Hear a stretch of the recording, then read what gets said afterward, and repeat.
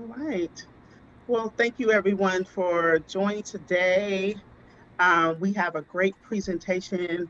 We are joined by Don Fraser, who's a communications coach and storyteller speaker, who's Noilyn Mendoza, a leadership coach and consultant, have been working with us for many years on building our leadership capacity internally and externally. And we are our pleasure to have them join us and talk with you about advocacy and how you can put that into to work in your own professional development. And I'm going to turn it over to them to kick us off. Welcome, welcome, everyone. Can you all hear me? Great. So we have folks from all over. It's wonderful. I see New Orleans, Virginia. There's a bunch from California. That's where Dot and I are. We probably actually represent the entire state because I'm down in Southern California. She's up in Northern California. Indianapolis, Anchorage. Wow, Honolulu. It is early for you, so thank you, Hunter, for joining us. As Jamila said, we are super excited to have this 2 day training with you. And so first I wanted to start with, I want to find out what your intention is. So this is a little bit different. We're talking about storytelling today. So I wanted to find out, so write in the chat, let me know what you're hoping to get out of this 2 part workshop series. Excellent. And hello, everybody. As you are putting in your intentions for today's workshop, just wanted to say hello. My name is Dawn Fraser, as Noilyn mentioned, based out of San Jose, California. While we're all getting set up here, if you can also do us a favor, we would like to properly address you by your proper pronouns. So if you would like to put that either next to your name, so she, her, hers, or he, him, his, or they, theirs, or anything else that you prefer to be referred to, that would be great. When we call on you, that would be great to know. Um, and we see that you all are coming from all over the place. So shout out to so many of you: Phoenix, Arizona, Lal, Ellen in Cincinnati, Kashua, Fresno. Jamila, can we check on the closed captioning to see if that's an option I'm for? already, I'm already, Thank I'm you. on it. Great, great. Thank you. We see you, Michael and Danielle and Farah from New York. Anchorage, Alaska, and welcome, Nicole, Hunter from Honolulu, and Joshua from Fresno. Excellent, excellent. Hello, Lauren in Chicago. This is wonderful. Daniel Ramos in Fullerton, Fayetteville, Arkansas. Sarah, great, great seeing so many of you here. So honored to be in your presence. So today we're going to be talking a lot about storytelling for advocacy. Storytelling for advocacy. So what exactly does that mean?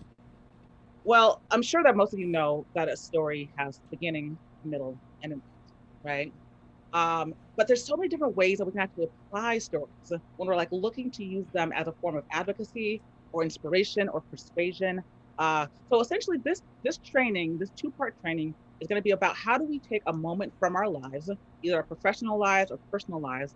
How do we actually turn that into something that's palatable, and then how do we express that in a way that could be used for, if we wanted to talk about policy, right? If we wanted to send something to Congress, or if we wanted to actually get our community together and share our values and share the things that bring us together in our stories. Those are some of the things that we're going to be looking at during this 2 part session. So we're really excited. The outline for today is we're going to be looking at some samples and giving you some prompts today, and kind of getting into what is the story that you could tell. Next week, same time, same place, same Zoom link, we'll actually be practicing sharing those stories and applying those stories. So that's why this is a 2 part session, and that's what we're going to be getting into today. So. Great. I just wanted to take a moment because we have some amazing responses here in the chat. So if you haven't had a chance to look, please take a peek. But I want to read some of this. And one that really stood out to me was by Sarah, and she wrote, "My intention is to bring this back to my amazing team and use it as a method. Hang on one second, I have another thing to build both my and my team members' leadership skills. Storytelling is such a huge part of the Marshallese culture, and I'm excited to be able to share this with my team." I actually wanted to highlight that in particular because as Sarah said, this is actually not something that is new to some of you. In many of our cultures, storytelling is the way that we spread information. Talk story is how we connect with other people. What we wanted to present to you is just another way of looking at how we can use these amazing practices that we actually already have and use it to inspire, motivate, and move others into action. But let me read a few more and then we'll go right into how we're going to start this. So this one is from Noel Blanco in the Bay Area. I'd like to get tips and inspo to sharpen my communication skill at all scales, especially for a career shift. So thank you for sharing that. Learning to incorporate stories into health advocacy versus simply sharing facts and science. So I know many of you also do data work. I actually have a background in that too. I was a policy advocate. I was also a researcher, so I wore a ton of hats. And one of the things that we want to impart to you today is how can we use all of this, and then how can we use it to motivate and move people, especially folks who make a lot of decisions, especially policy decisions. So with that, let's go ahead and we'll move on. So I want you all to just recognize yourself as you are leaders who have a really deep experience in your communities and the communities that you represent and you serve. You all have a passion for health justice and you have a desire to grow and learn. And so by the end of this 2-day workshop, what we're hoping will happen is that you'll emerge more confident and be a stronger storyteller, and really from a place where your values and your purpose drive your message. So this is what we hope. We hope that you will continue to be inspired and committed to achieving meaningful change for not only yourself as you grow as a leader, but for your organizations and the communities that you love. And so we have one request. I'm just going to say this. Don and I, when we've done these workshops, we usually work with groups for months, like a year long, oftentimes. And so you're getting the super crash course condensed Cliff Notes version. And oftentimes we have people go through like a ton of ground rules. We're doing something very different. We have one request that we want to impart to you today and for next week. It's this idea about being open. We're going to be taking you through a series of activities that you might actually not have ever experienced. It might take you a little bit out of your comfort zone. And we ask that you be open. You be open to doing new things. You open up. So for those of you that may be a little bit reserved, we ask you to allow yourself to be seen, to be heard, and to be felt. And remain open to possibilities. What we love about taking people through this process of storytelling and how it relates to leadership, we always surprise ourselves. There are things that happen through the course of learning how to share your own story. And it just never amazes me. So again, the one request is please just be open to the process. Okay, so with that, I want to turn it over back to Dawn. Great. Thank you, Noilyn, for setting us up so wonderfully. So before we actually go into a sample story, I do want to bring this back because as Noilyn mentioned, we have been doing this collaboration with Health Rising for many years now. And kind of looking back over some of the intentions that some of you all are looking to achieve during this time, we've actually had great success with stories being applied specifically amongst the Asian American, Pacific Islander, Native Hawaiian communities, Marshallese community. Like there's been so many ways that we've actually been able to see success from this training. Noilyn, I wanted to know, would you be able to share perhaps one of the success stories or one of the applications from this training before we dig into what storytelling for advocacy looks like? Sure. I actually going to share a couple of examples. So we had some folks working in the Micronesian community who had gone through this program, and one in particular, she felt so inspired by storytelling that she decided one thing that she was going to do was she started a podcast where she features different community members, and she used a lot of these skills that she learned here and helped other people bring out the stories in them. And then another example was how do we take a personal story and link it to advocacy. And so oftentimes, I remember when I was doing policy advocacy work, I was advocating on behalf of a client, for example, and it's a little bit different when you're actually not directly impacted by a story. But if we can think of, why is it that we come to this work? Many of us, it's a very personal reason, but oftentimes we don't share the personal reasons why we do this work and how it might be linked to what we're doing now. So we had one participant who was able to share a very personal story. She was from the Marshallese community, about how she came here and why she came here, and the impact of certain health disparities in her community, and why it was so integral to advocate for COFA. And with that, she was actually able to convince her representative to be one of these folks that actually, from the Republican side, to sponsor and to sign on to legislation. And so it has far-ranging impacts. It could be anything from podcasts to actually having a law, be passed as a result of it. So all of that to say is advocacy could take many forms. There could be advocacy with the big A and advocacy with the little a. So policy with the big P and policy with the little p. So it could be changes that happen in your organization. It could be changes that happen in your community. And it could also be far-reaching changes that could happen at the legislative level. So sky's the limit. Go ahead, Dawn. Absolutely. Yeah. Absolutely. It's been amazing to see how the power of story can truly move people, inspire people, persuade people. And I see in the comments that quite a few of you are doing stuff in terms of working with youth, marketing, and newsletters, podcasts. So great space to be in. I'm going to go ahead and share with you all a story that shows a little bit of advocacy in it as part of the heart of the story. So some of you may have heard of an organization called The Moth. It's based out of New York City. Noilyn, if you want to go ahead and stop your share for just a quick second so I can pull up the video. There we go. Awesome. So this is a 10-minute story recorded at the Moth. This was in collaboration with the United Nations, and the Bill and Melinda Gates Foundation.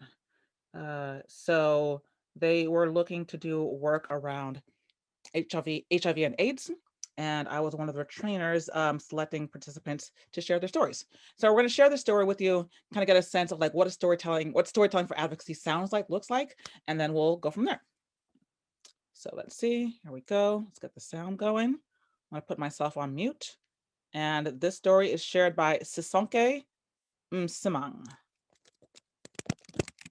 Please welcome Sisonke Msimang.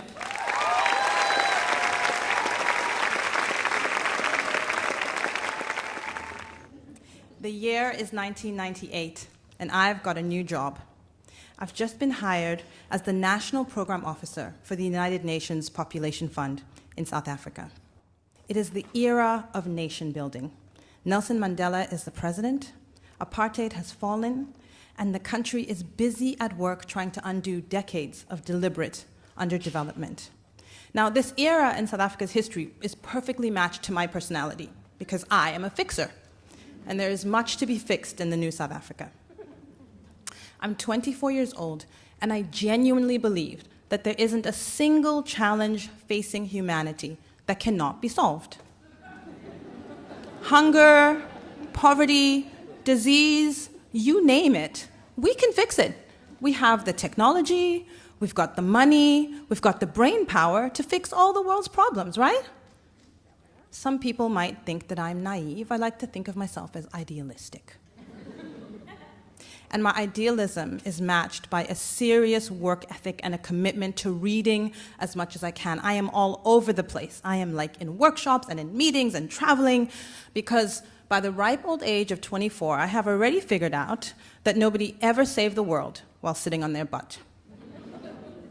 So I'm in the office shortly after starting this new job, and I'm sitting there, and I hear this laughter It's incredible. It sounds like the brass section of a marching band. Like it's raucous and loud and spontaneous. And then a few seconds later, this person comes into my office and she's beautiful and she's got these dreadlocks and she plonks herself down in front of my desk and she introduces herself. And she tells me that her name is Prudence and she is working with the JIPA program. JIPA is one of the UN acronyms. You know, the UN loves acronyms. The JIPA program, and JIPA stands for Greater Involvement of People with AIDS. So Prudence's job is essentially to talk about HIV in the workplace, because this is a time when we need to demonstrate that people living with the virus can be active contributors to our society. It's also a time when you can literally get killed for disclosing your HIV positive status. So she's living proof that people can contribute to our society even when they've got the virus. And so she's this amazing, courageous young woman, and we become fast friends. And we talk a lot about the future and the country that we want to see South Africa become. Because for Prudence, planning the future is like this act of resistance.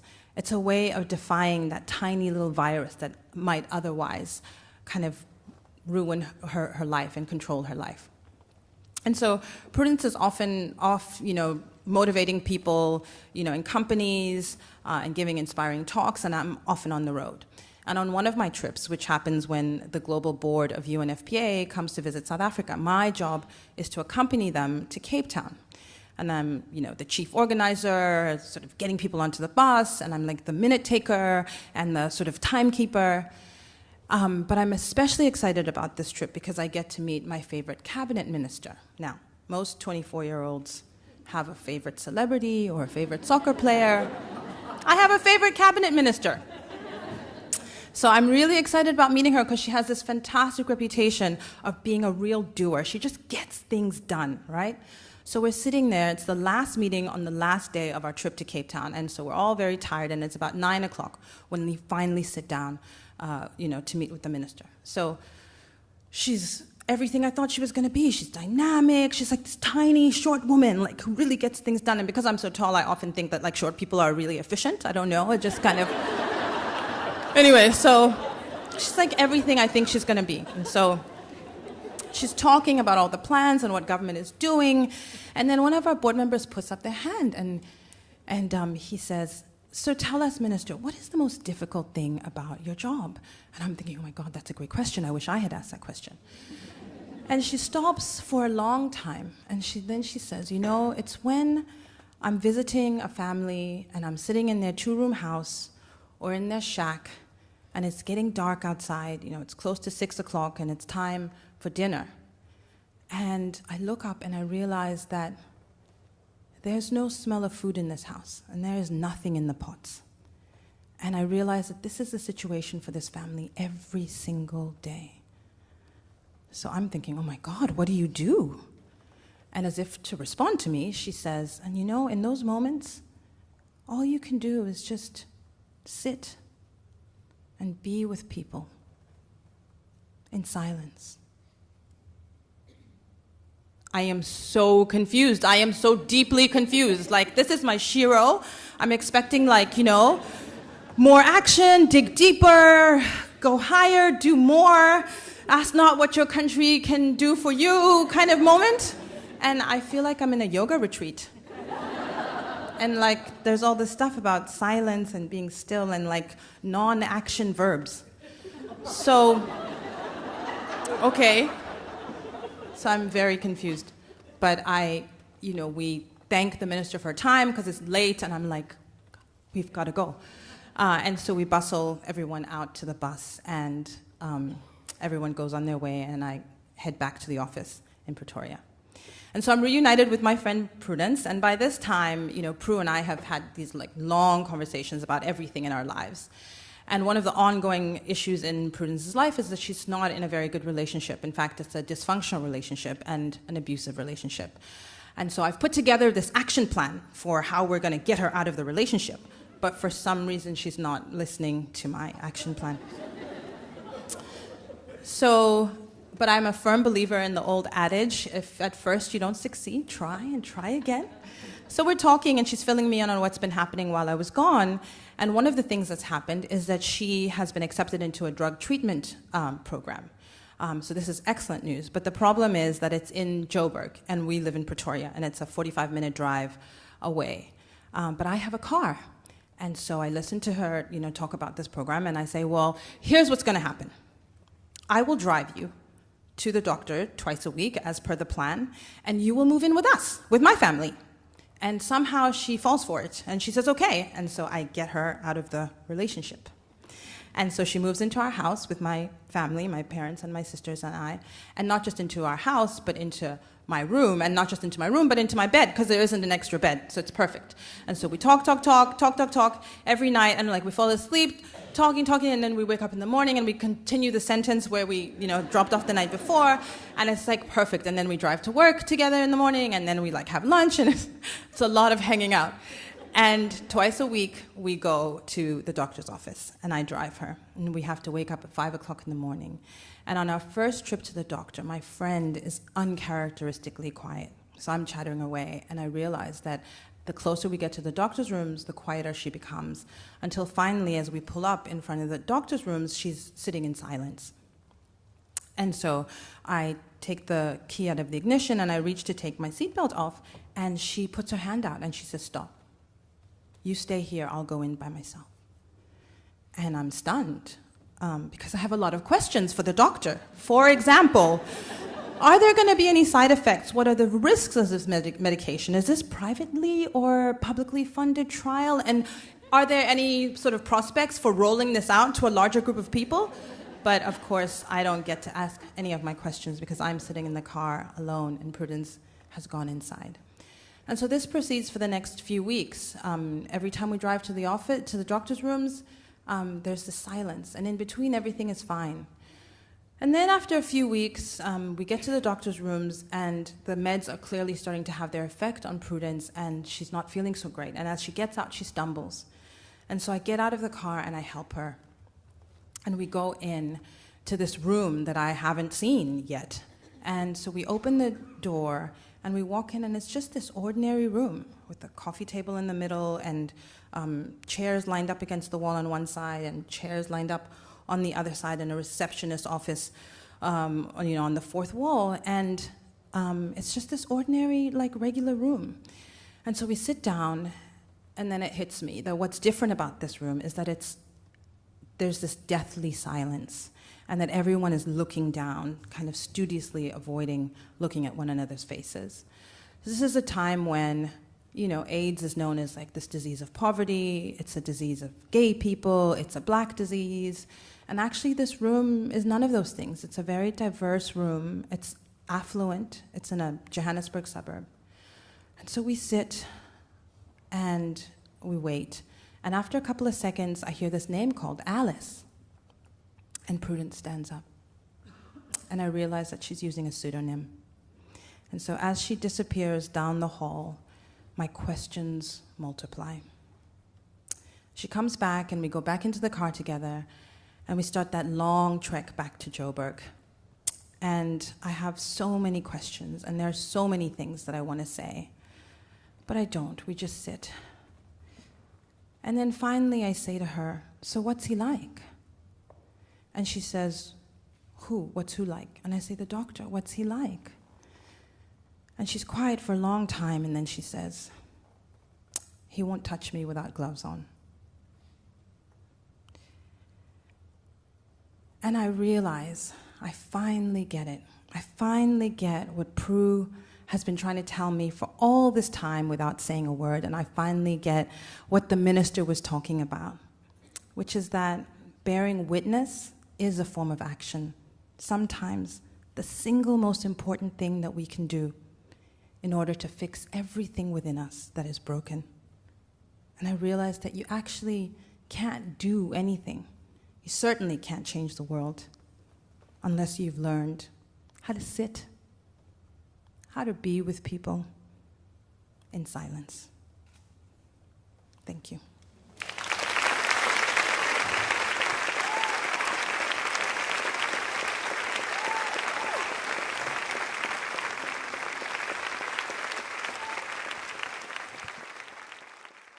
So what we would love to do with you as part of this this training, as we start to think about our own stories and go into what they mean and how they're put together, I'd love to do a little bit of feedback on what did you see expressed as values?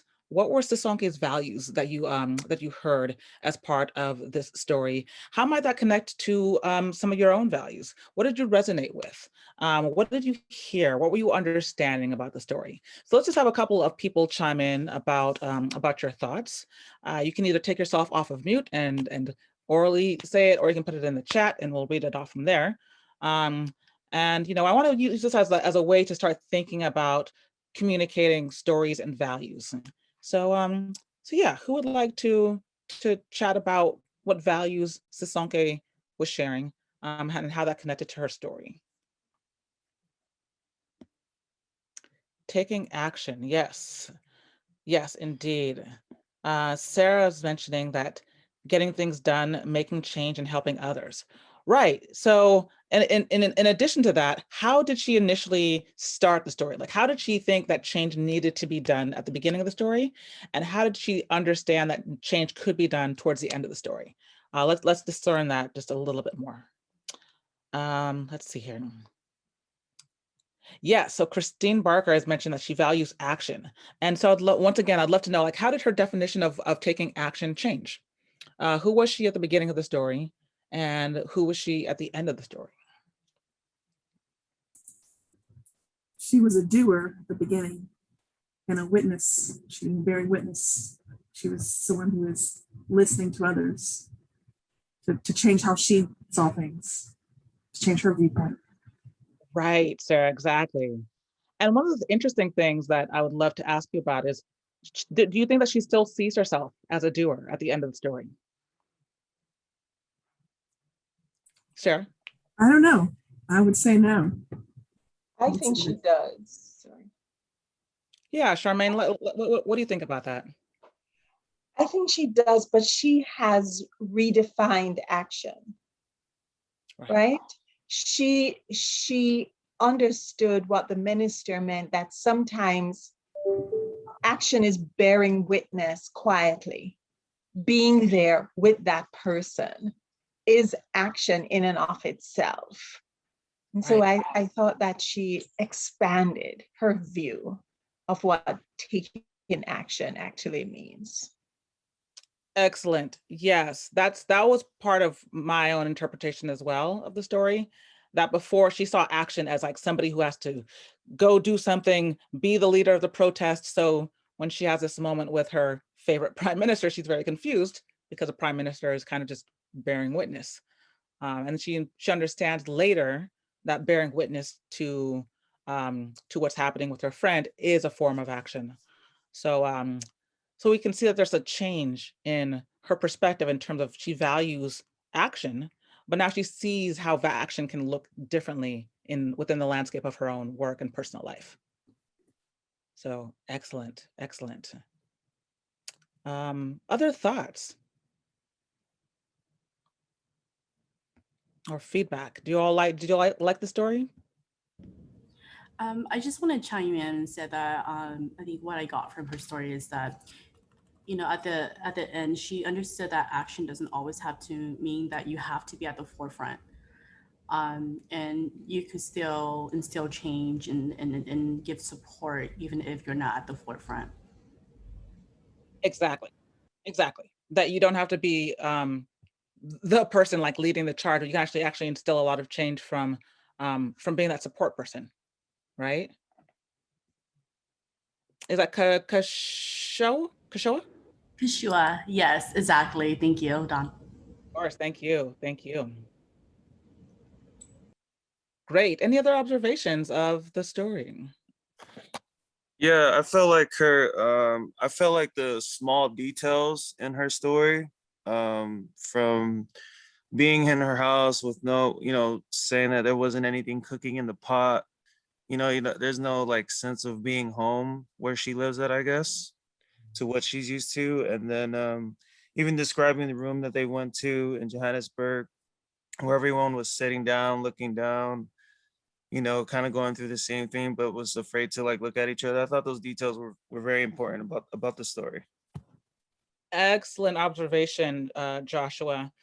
That, you know, when we're looking at stories, one of the things that we're not talking about broad strokes, right? We're actually bringing people into a very specific moment where we can see what's happening. We can almost smell the food or the lack of the food on the stove, right?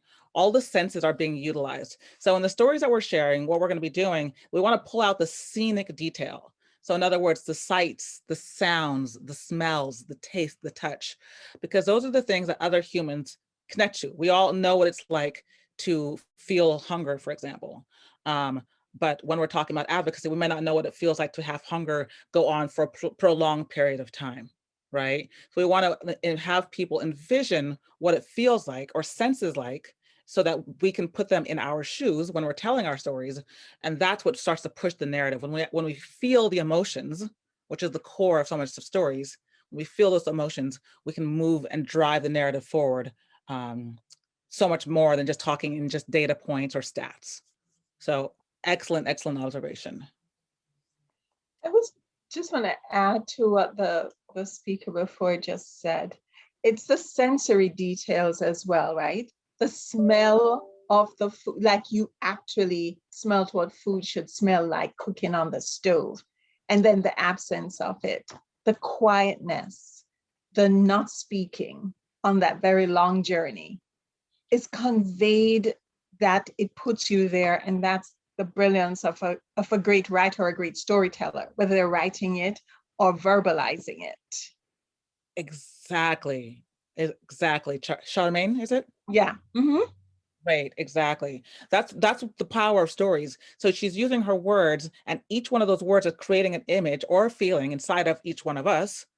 And because we have that feeling and we're seeing it in our own mind's eyes, we're starting to get a sense of the journey that they're going on and the importance and the change.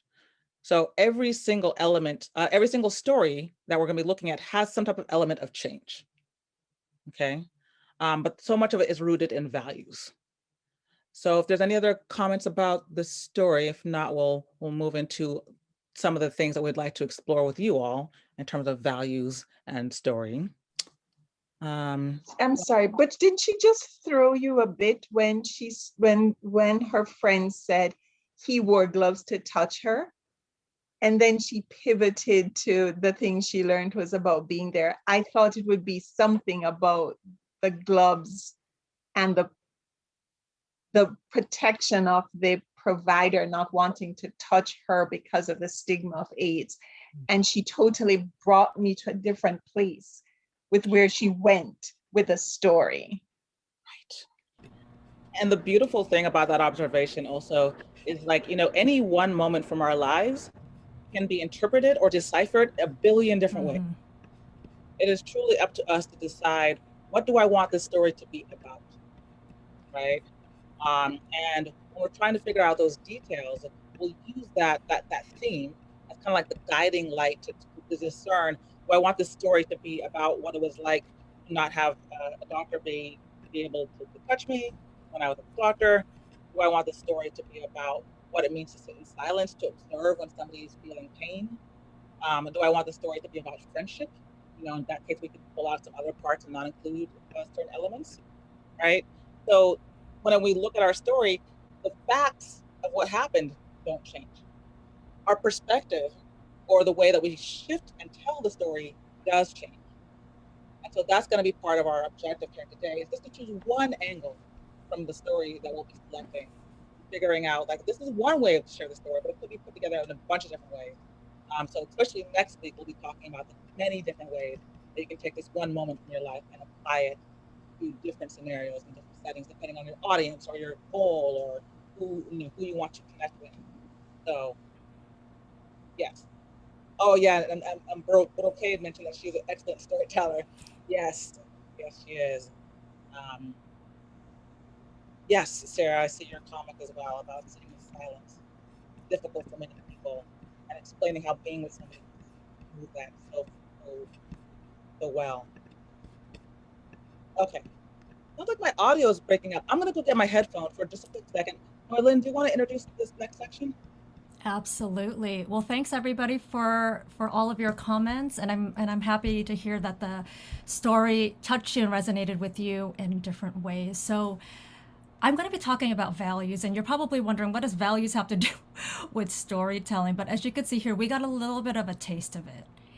And really, what I want to say is when we can be clear on our values, the things that we believe in and that we stand for, that's where we can begin to connect with other people and to move them into action, to motivate them, to inspire them.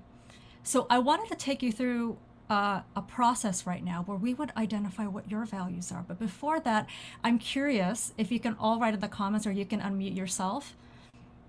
When you hear the word values, what comes to mind?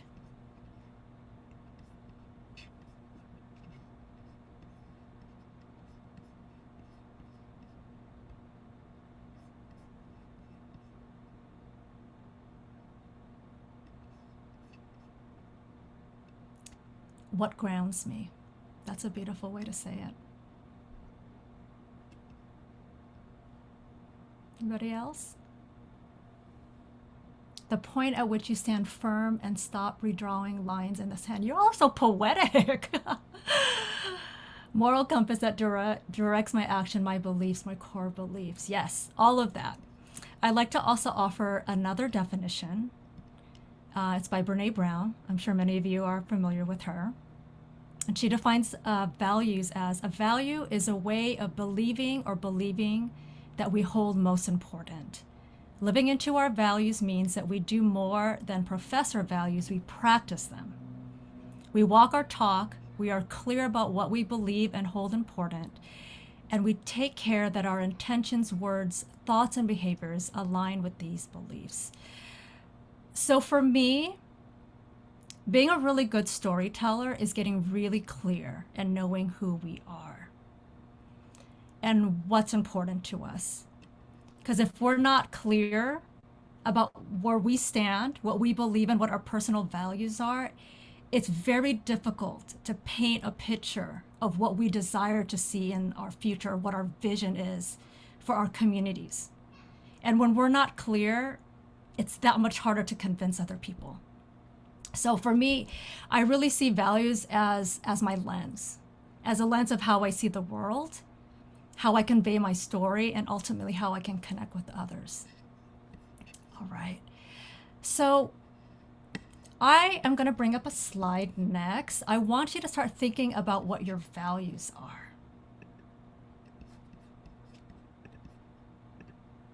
Okay, so we have probably 60 values here. I want you to take a quick look. I want you to perhaps identify, what would you say your top values are? Maybe your top 3. Okay, go ahead and write that down. And one thing I want to mention is whenever I've done this exercise, oftentimes people, they'll identify values because they think that they should have these values. So for example, in their community, a certain value is uplifted and praised. They may agree with it, but it's not their core bone deep values. I think oftentimes we don't even realize that we have a lifetime of conditioning from the outside world, from our communities, even our families, of what we should value. What I'm asking you to do is take a moment and think about, what are the values that are here that you really feel deep in your core. Take a moment and write at least 3 down. So we have some here, wonderful. Okay, so family time, freedom, fairness, trust and honesty, respect, communication, flexibility. Awesome. So remember that, because we're going to ask you to do some sharing later. Okay, so let's move on. I want to remind you of what we asked. Our one request is to be open. So I'm going to be taking you through an exercise right now called a guided visualization so that we can tap in to these values. And we can tap into what I think we all have, which is this innate and deep wisdom within us to unlock what the story is that we want to tell. So a lot of us live up here. To be a really effective storyteller, I'm going to ask you to drop it 12 inches and I'm going to ask you to live here, which is your heart. And even if it's just for this workshop. Okay, so get out of your heads right now and get into your hearts. And we're going to do this again by going through a really quick guided visualization. So a lot of you, I see you're off screen, but for those who are seeing me, and if you don't feel comfortable, you can get off screen too, but I'm going to ask everybody to close their eyes and begin to ground and to center yourself. Tune out any external noises, and as much as you can, shut out any random thoughts. Just allow yourself this time. Allow yourself this time to explore. So for the next few minutes, I want you to only listen to my voice and be in a space of curiosity and exploration. So let's take some collective breaths together to ground ourselves. Take a deep breath in and hold. Exhale. Deep breath in, hold, exhale. One last time, deep breath in, hold, and exhale.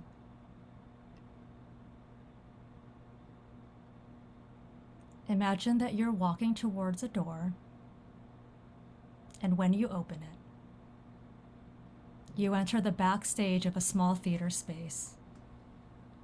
And there are others there that you may know, and some that you don't. One by one, names are called to come to the stage. And then you hear your name. You take a deep breath and slowly walk up to the mic. You see a large group of people milling around you, and there's a buzz in the room. It's magnetic. Look out over the crowd, and then you tell yourself, I am safe, I am calm, and I choose to be here. Now recall the top 3 values you identified. Who are you being when you are fully aligned in these values? Feel the energy of these words and your values and integrate them into your very being and into your core. Feel the feelings you're having as you're about to address the audience. Just as you are about to speak into the microphone, time freezes for an instant, and you have a gentle voice in your ear that whispers your name and that says, in the next 10 seconds, you will have a chance to have any impact you want on this entire group.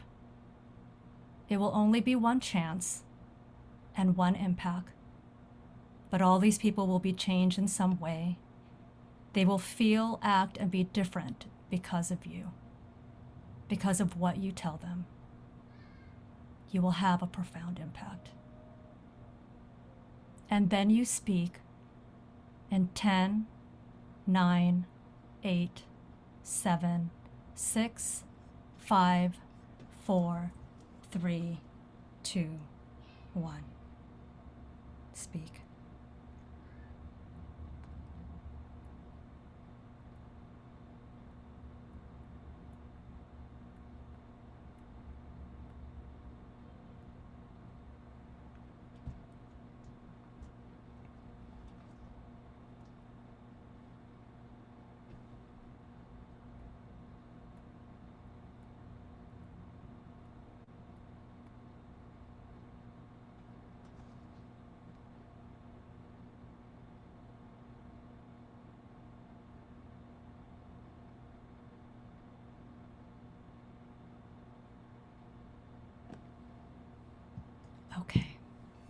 slowly begin to wrap up and you say your final thoughts, you begin to thank the crowd for this opportunity and the moment is done. With your eyes still closed, slowly begin to come back to this space. Okay. Hold the thoughts that you have right now. We're going to break you up into groups.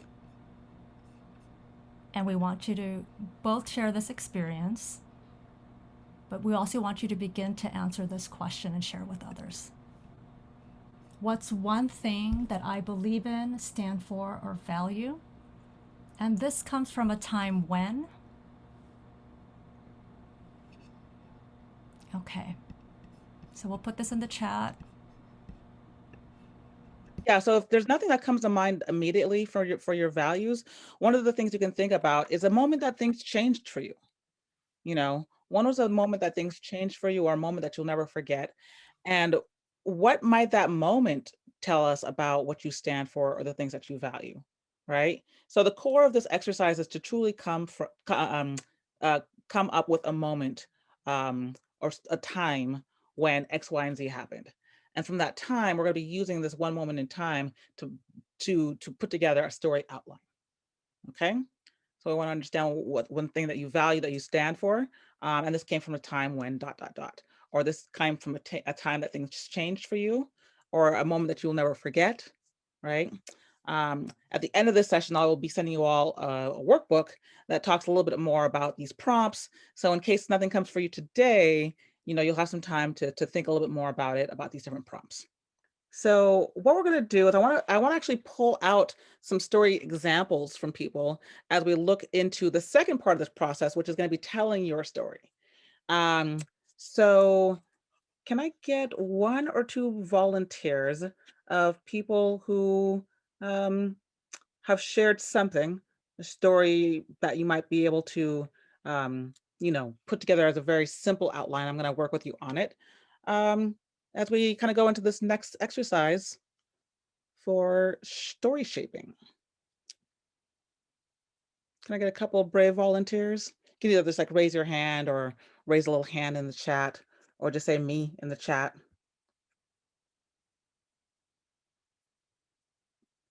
Anybody?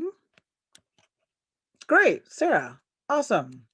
So why don't you go ahead and just take yourself off of mute and just share with us what the moment was that you came up with. So this was a little difficult. I don't know if it was a story so much. I don't, part of it's missing. So, but honesty, truthfulness, being able to trust people is extremely important to me. And I don't know exactly where it came from, because as a child, I was the kid that would have their hand in the cookie jar and say, no, I'm not in the cookies. I would have chocolate on my face. And I was like, no, I didn't eat the chocolate. Or, you know, they came home and like something is gone, and, you know, or something's broken. And I was the only one home. Sarah, did you break this? No, it wasn't me. And so I don't know at what point exactly that it became such an important part of my life, or why I thought it was so important. You know, and now that I'm talking about it, I think maybe, you know, my first job out of college, I have a degree, my first degree is in psychology, and I worked in a treatment facility for adolescents.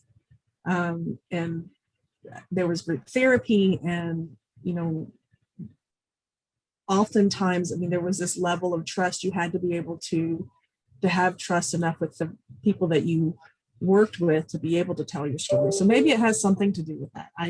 And knowing that that these kids, who a lot of them had a lot of horrible things happen to them in their lives, still were able to trust a little bit, enough to be able to share and try to grow. But yeah, I went from the complete opposite as a child, and maybe it's just that's a normal thing for kids, to be just to lie through my teeth, to really highly valuing truthfulness and trusting others. Wonderful. Wonderful. Well, it sounds like you might have a couple of different moments that might be either one story or might be multiple stories, depending on like the best way that you decide to shape it. But yeah, asking yourself like, why do I value honesty to the point that I do? And kind of like tying that back into a moment is great. Excellent. How about one more person? A moment that you'll never forget, or a time that things changed for you, or a value that you really admire that might be turned into a story?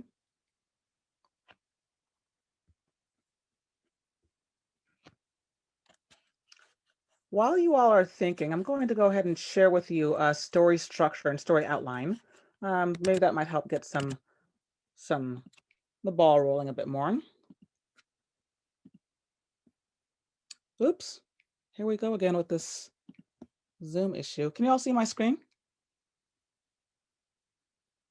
Yep. Can you see my screen? Yes.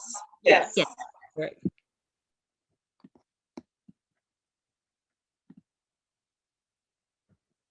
Okay, great. So as we're kind of like looking at these moments from our lives and our stories, essentially what we're doing is we're trying to hone in. We're going from big picture, like what are the things that we value, to a very specific moment.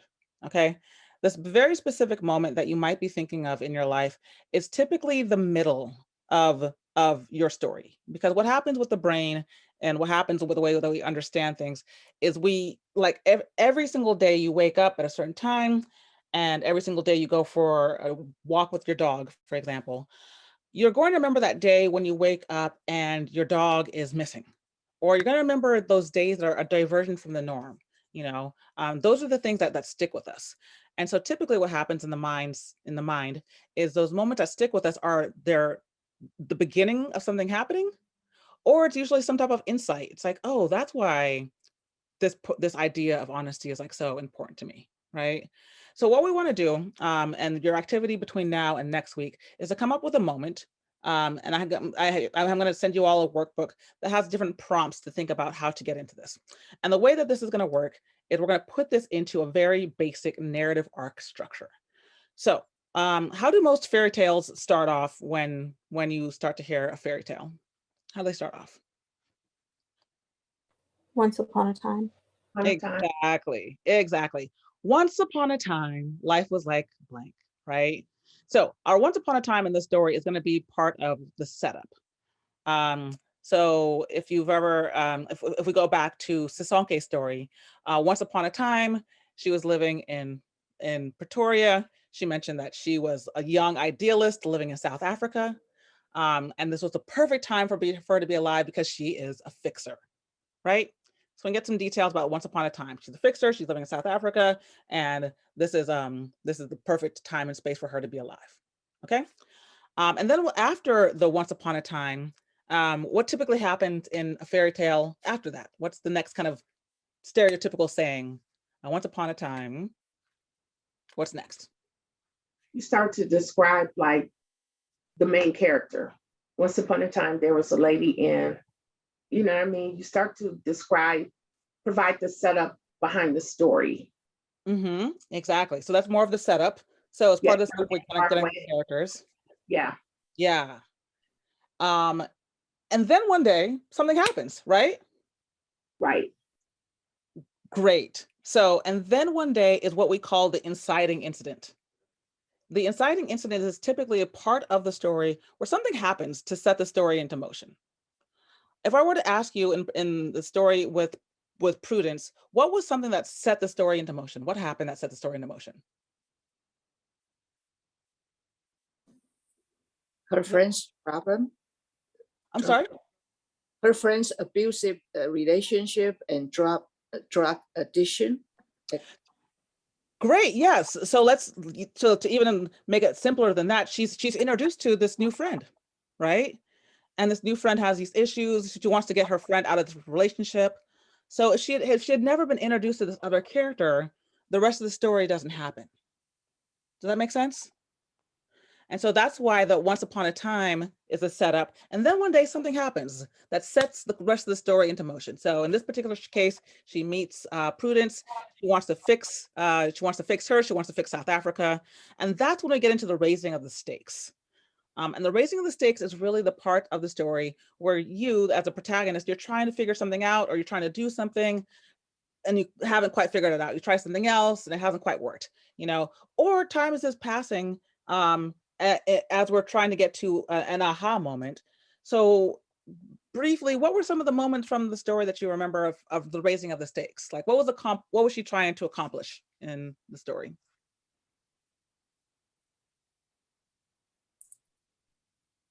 Getting her friend out of the relationship, getting her friend to the clinic. Great. Yes, Sarah. Yes, exactly.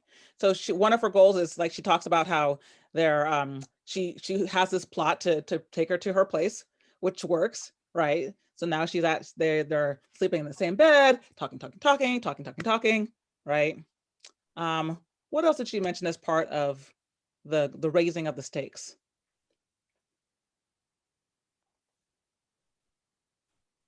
What did she mention about the prime minister?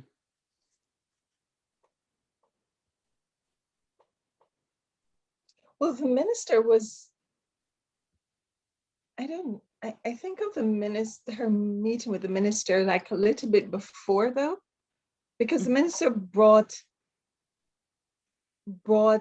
a alternate way of being that was so unlike her. Right. Exactly. And so that's another step in this equation, right? And she possibly could have switched around the order. She could have first talked about her relationship with Prudence and then talked about her misunderstanding or not understanding of what's going on with the prime minister, right? But the main point here is that we have a couple of things, different little scene lists is what we call them. So little tiny scenes that are building the narrative that show that she has not yet figured out the message yet. She has not yet figured out the difference between being of service and being in silence, right? We know that that's what we're leading to because we've heard the story, but this part in the middle shows that she has not yet figured that out, right? So those are some steps that you want to think about. What are the steps in my story that would need to be included for my story to make sense? Okay, until we reach the climax of the story. A lot of people think that this is the moral of the story, and it's not. This is actually the tipping point. This is the tipping point when something is about to change. It hasn't changed yet. But what would you say is the tipping point if all the energy of the story is going one way, it's about to break? What's that breaking point in this particular story? When she asks what the doctor was like. Great. And what was the answer? He wears gloves when he touches me. Right. And what did she realize as a result of that tipping point? What was her takeaway or her moral or her understanding? What changed for her? What did she get?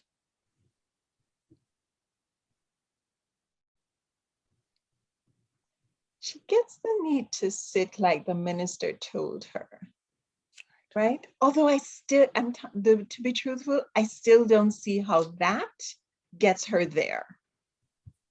How the moment? Yeah, the moment with Prudence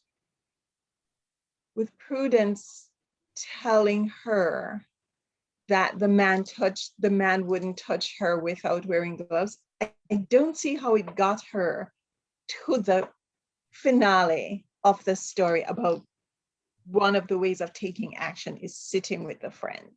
But you know what tells me that, Dawn? What for me is that tipping point is when Prudence answered to a different name and something clicked for her. Realizing that Prudence was going under a pseudonym, right, in that space. So also keep in mind, let me stop the share for just a quick second. There we go. So yeah, so Charmaine, keep in mind at the beginning of the story, what did she think about action? Like, what did she think about fixing things? Like, and how did she describe her way of fixing things? Thank It you. was taking action, right? Sorry, Oh, Sarah. yeah, yeah. It was about taking action. And so I think what you, one of the things that we might see as part of her relationship with Prudence is at the very, very end there, she realizes that there's no more action that she can take. And this particular car ride, all she can really do is sit in silence. Mhm. So that's kind of, and sometimes it's a very subtle change in our stories, right? Yes, I'm seeing some of the chats here. Okay, great. So we're going to wrap up in just a minute here. But basically what I want you all to do is to look at the story structure. So those are 5 beats. Your setup, your inciting incident, or we can call it the spark.